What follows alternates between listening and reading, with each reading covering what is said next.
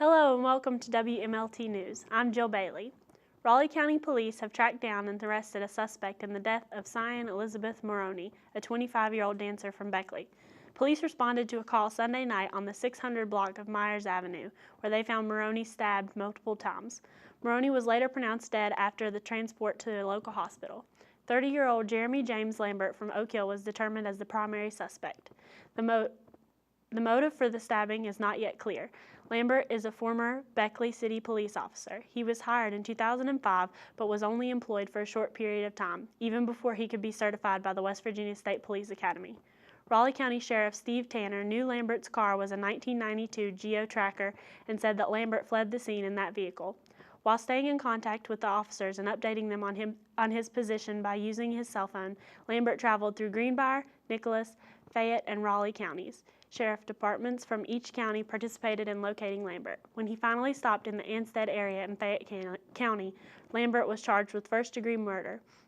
He is being held in Southern Regional Jail, where he will be held until a circuit court judge is available to get bond. The Preventative Services Task Force is expected to issue a new rating for prostate exams. The new rating will be an AD, which means there is moderate or high certainty that the service has no benefit or that harms outweigh the benefits. The early draft of the recommendation states that the PSA blood test results in small or no reduction in prostate cancer deaths. The problem is that 17 out of 100 men have a form of prostate cancer, but only 3 of these men have a cancer that is dangerous. Since the exams can't distinguish harmful cancer from non-harmful cancer, all 17 must be treated. The treatment is dangerous and can cause men to become impotent, incontinent, or even die. On average, about 1 in 500 men treated for prostate cancer dies due to complications from surgery. There has been an outcry against this decision from many doctors and prostate cancer survivors, but the task force seems unaffected by the protests. The final decision is expected to be released sometime next week. When life gives you lemons, make lemonade, said Alex Scott as she started the trend for lemonade stands across the nation to help raise money for cancer research. She was diagnosed at the young age of 1 with cancer and decided to set up a lemonade stand in her Pennsylvania town. Her efforts raised more than $2,000 for cancer research in her area. This trend has caught on all over America, raising over $1 million for the cure. Ryder Pelkey of Somers, New York, recently took Alex's idea into his hometown. He was also diagnosed with cancer and figured this idea would be his way to contribute to the cause. Ryder has set up a stand that will be in business until Halloween, raising money for more help in the fight against cancer. For the first time in 148 years, liquor stores were open in West Virginia on Election Day. Chris Allen reports. One business hopes to see the ban lifted during a weekend election as well. In the past, politicians handed out small pints of liquor at the polls to buy votes. It was a typical Tuesday. I mean, it wasn't nothing, wasn't like everybody was running out to buy liquor because they could finally buy it on Election Day. It was just a normal Tuesday that would have been any other week. Though people didn't hit the liquor store hard during the special election, Polzich says in the past the store has lost more than $1,000 during elections on Saturday. Saturday is, a real busy day for our business. And, as a business owner, you lose the revenue for your store, but the state lost the revenue of all the stores in the state. Polzich says that he thinks that lifting the ban is long overdue. I think they finally realized that it was a law that was outdated that needed to be lifted because, once they lost that revenue on those 2 Saturdays, you can't bring it back. It's gone forever. For WMLT, this is Chris Allen in Princeton. Now with Concord Sports, here's Brett Dodrell. Thanks, Jill. The Mountain Lions football team was back in action last Saturday against Glenville State University. This was Concord's first game after upsetting number 3 ranked Shepherd here at home. The Lions were held back by inconsistency and missed opportunities after having the ball inside the Pioneers' 10-yard line twice within the first 18 minutes of the game. The Lions could only come away with 3 points, which would be all they would score. Quarterback Zach Grossi struggled, going 16 of 39 for 196 yards and 1 interception. Glenville State went ahead on a 51-yard punt return and would never relinquish the lead, winning the contest 14-3.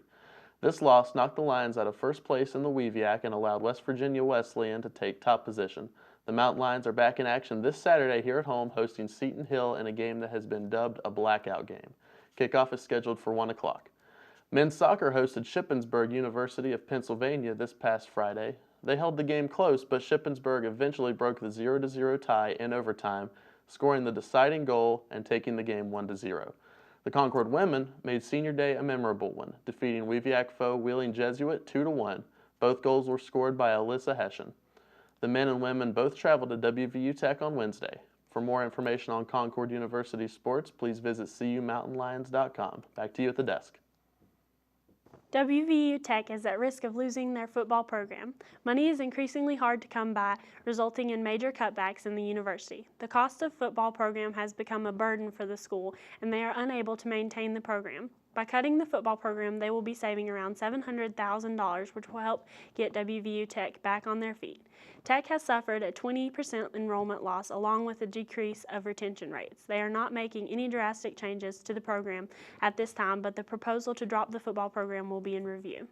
Stay tuned. We'll return with more WMLT news in just a moment.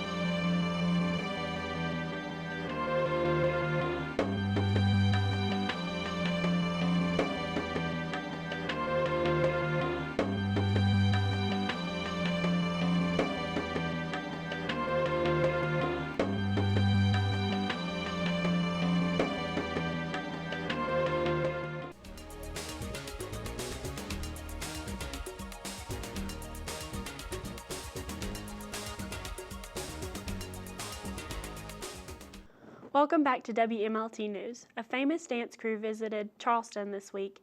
WMLT has the inside scoop. Hello, welcome to the Dance Zone. Monday, Strikers All-Stars returned to Charleston, West Virginia for a workshop at the Dance Zone. I spoke to the owner, Angel Lewis, about the occasion. I got in contact with the Strikers All-Stars because I did a workshop with them over the summer. It was the summer of 2011.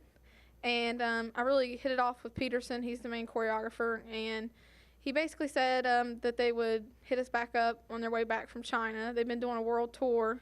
They're making it pretty big right now. And I basically invited them back here to Charleston to come dance with me at my studio. And I'm trying to get basically all the dancers of Charleston and the local area involved with this. I think that it's good to come together as a community and celebrate the love of dance. Strikers All-Stars were on America's Best Dance Crew and America's Got Talent. They are currently traveling the world encouraging dance in small regions of the country with their hip-hop workshops. They offer an intermediate class from 5:30 to 6:30 and an advanced class from 6:30 to 7:30. Strikers All-Stars featured a thriller routine in Charleston on Monday, in the spirit of Halloween. Reporting in Kanawha County, I'm Brianna Foreman for WMLT News.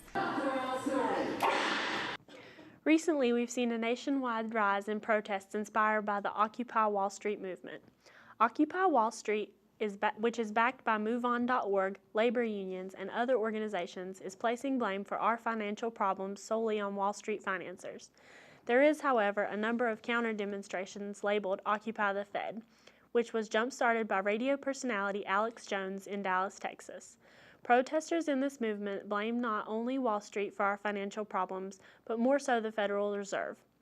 Occupy the Fed protesters feel that the Federal Reserve inflationary policy and devaluing of the currency is to blame for the country's economic problems. Fair-sized Occupy the Fed protests have taken place at the Dallas and Oklahoma City Federal Reserves. Educators have questions about a new policy in the early stages of development. The proposed policy would change the rules and regulations of suspensions. The proposal would prohibit suspensions for the lowest level offenses, such as causing disruptions or cursing, and would also shorten suspensions from a maximum of 10 days to no more than 5 days for second-level offenses, such as habitual violation of rules or fights that do not involve injury. The proposed policy would require administrators to create more in-school options to intervene with misbehaving students, which could be costly in many situations. The State Board of Education is expected to vote on the policy early next year, but the Department of Education is seeking public comment on the 80-page draft proposed in September. Mercer County is struggling to find a solution to the homeless cat and dog problem. In late September, the Mercer County Animal Shelter had to euthanize numerous animals after the county commission received complaints of overcrowding and unsanitary conditions. The shelter is currently back to full capacity after a hoarding incident. Animal control officers brought an estimated 30 dogs and cats into the shelter Friday. The county commission had a public hearing today where ideas were presented to the committee ranging from a county-wide spay and neuter ordinance promoting more adoptions and developing a no-kill shelter.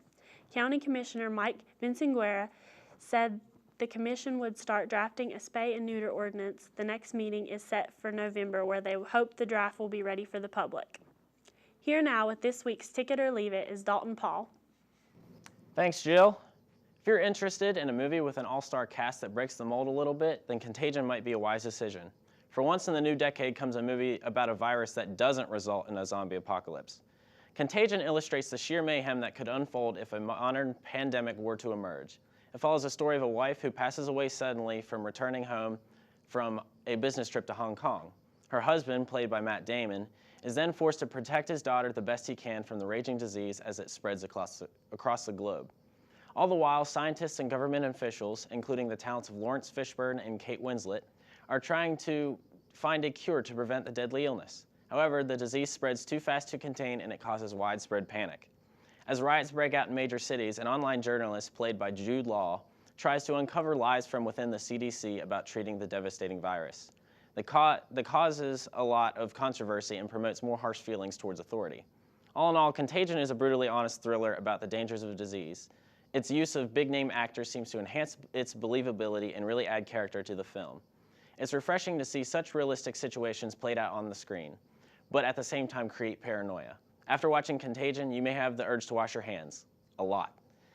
It's a movie that would definitely be worth seeing. Back to you at the desk, Jill. That's all for this week's WMLT News from Concord University. Tune in again in 2 weeks. Have a good day.